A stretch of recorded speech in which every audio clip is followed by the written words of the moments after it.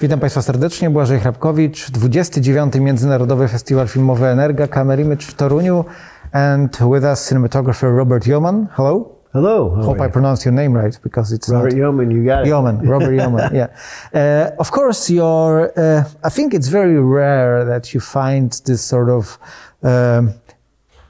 long-term collaboration spanning almost entire career between cinematographer and director. Yes. And you have that from the beginning with Wes Anderson. Yes. So my first question to you is, what was it and what is it now about Wes Anderson as a director that is, contributing to this relationship still being so strong?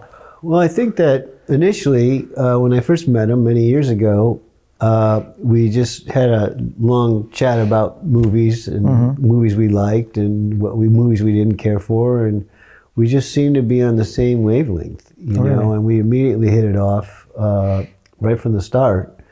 And I think that that's a very important thing for a director and a cinematographer. If they're in opposite directions, it's never going to work, you know. Sure. So I think a lot of times we'll come to a location and we'll kind of see things roughly the same way, you know. We talk about it, and so we started with that, and over time, because I've worked with Wes so much, we have a shorthand now when we work, and I can kind of anticipate many times, you know, how he's going to want something to be, and we just get along. I mean, we're friends, and I respect him. And one thing about Wes is he challenges us every movie to kind of think outside the box and come up with a different way to solve certain problems that come up.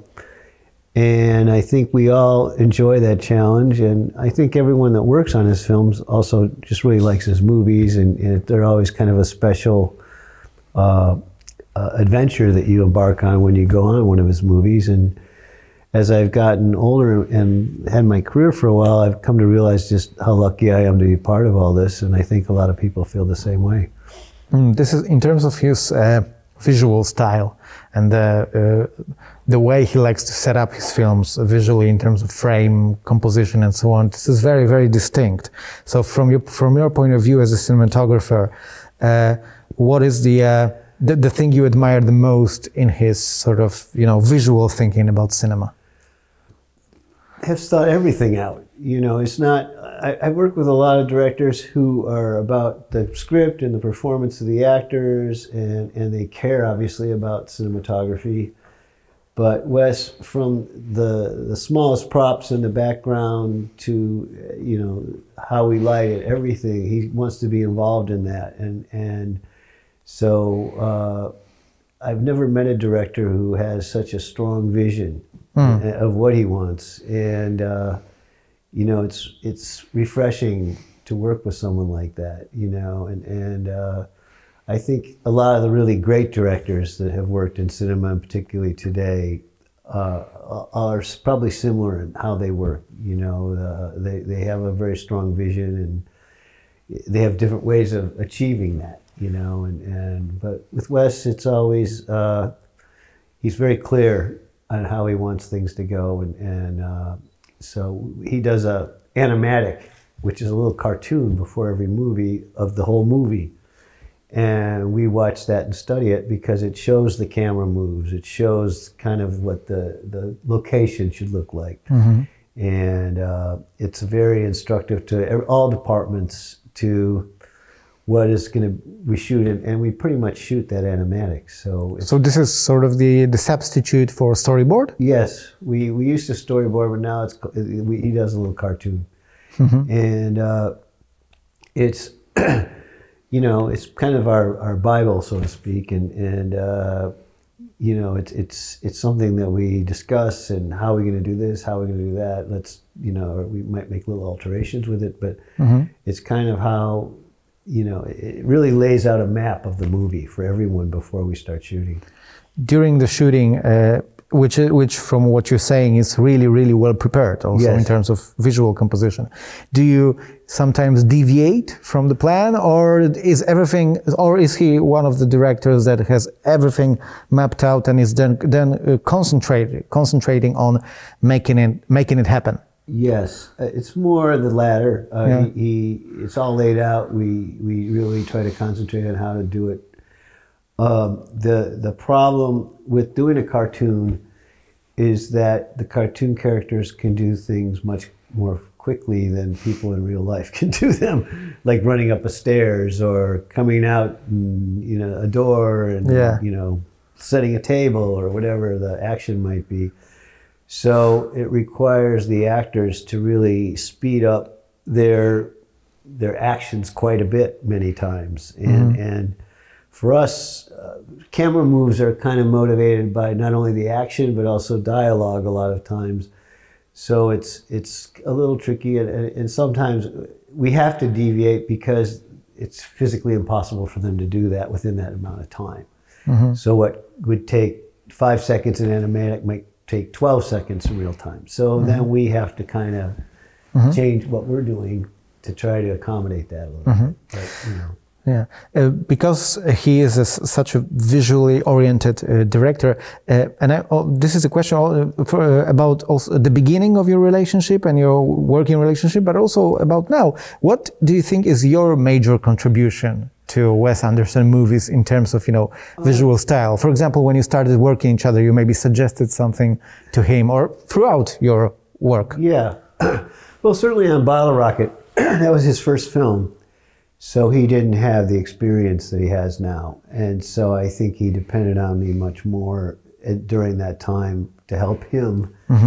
But obviously he's a quick learner. He's picked up a lot along the way. And so now I think I see my role like many people's role who works on the film. We bring our expertise and our talent and our knowledge, and I will bounce ideas off of him all the time, and he can say no or yes, or yeah, I like that, let's do that, or I'd rather do it this way, and so that's pretty much how I work, I kind of know what the main shot is going to be, and I'll say, well, maybe we'll do it this way, maybe we'll light it that way, and when I first started working with him, like many directors, I would light a scene, and they'd say, oh, you ready? Okay, let's go. And that's how a lot of directors are. But now we have, pretty thorough discussions beforehand so that there are no surprises. And we really spend a lot of time in prep, going over things so that by the time we show up, I think it's all pretty much, we're all on the same page. Yeah. And so, again, I can make suggestions here and there, and he can take them or not for all, Yeah. And sometimes he'll say, I love that, let's do it. Or he might say, I'd rather do that, So that's kind of more of what our relationship is now. What is the most interesting thing from your perspective about your latest endeavor, The French Dispatch? Because it looks, from the trailer, it looks like very much like a Wes Anderson movie. But yes, I think they all look like a Wes Anderson movie. I think what we decided to do on The French Dispatch was, with the lighting, for instance, we made it a lot more theatrical than we have in the past. And, both Wes and I love a Francis Ford Coppola movie, One from the Heart, which is, they do a lot of lighting changes during a shot and use of color. Yeah. And I think we tried to take our movie more in that direction, more of a theatrical look as opposed to, just making it look reality, and so we played around with that quite a bit, and I think that's more, part of it comes from his working in animation, which I don't do those films, but it's and also when we started, we did everything in camera on one shot, we use one camera. But now there's a certain amount more elements that are being made. Like we'll shoot something and there might be a miniature that we put in the background or something in the foreground that we strip in later. And so we're all aware of that while we're shooting, so we can compose for that. But there's a lot more that kind of happens in post now than used to be. You know, in the old days, everything was just one shot in camera. You know, yeah. So that's kind of how we've evolved in the way we shoot. Apart from Wes Anderson, if I'm not mistaken, you also worked with William Friedkin? Yes. On Rampage? Yes. Yeah, this is in my mind, at least, a very different director to Wes Anderson, and also very different human being, I guess. Oh, yeah. And he has a reputation of working in a certain way. So what was that experience? What was your experience working on that film with William Friedkin? The very first movie I worked on, I was doing some second unit work on To Live and Die in L.A. Also with Friedkin, that Robbie Mueller was shooting. Yeah. And Robbie Mueller had a previous commitment for another movie, and so when To Live and Die in L.A. went over the schedule, they bumped me up to be the DP. So that was my first big break in the film business. Very different way of working with Friedkin. He is really more documentary style, and you can see it in his films, like it's there in this visual, even in the visual terms, this very sort of documentary, realistic style. Yeah. Exactly, and he, you know, you would never light something theatrically for him, for instance. Yeah. And he does, in fact, minimal lighting, and I think that was something that Robbie brought, having come from Germany and doing a lot of lower budget films in Europe.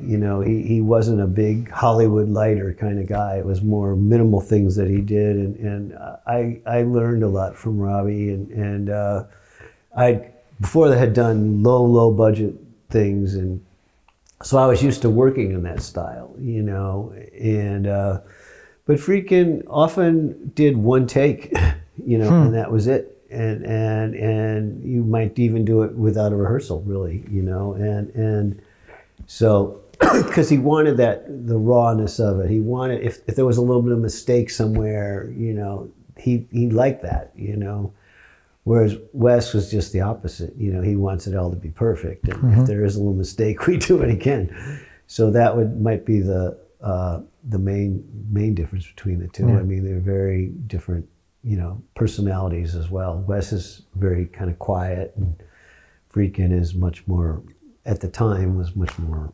vocal and a little crazy. But I love Billy. I really did love him. He does also, his reputation is a little bit crazy. Thank you very much for this conversation, Robert. Oh, okay. Hope you have a nice festival. Yes, I do. Thank you. That's very easy. Thanks. Thank you. Dziękujemy.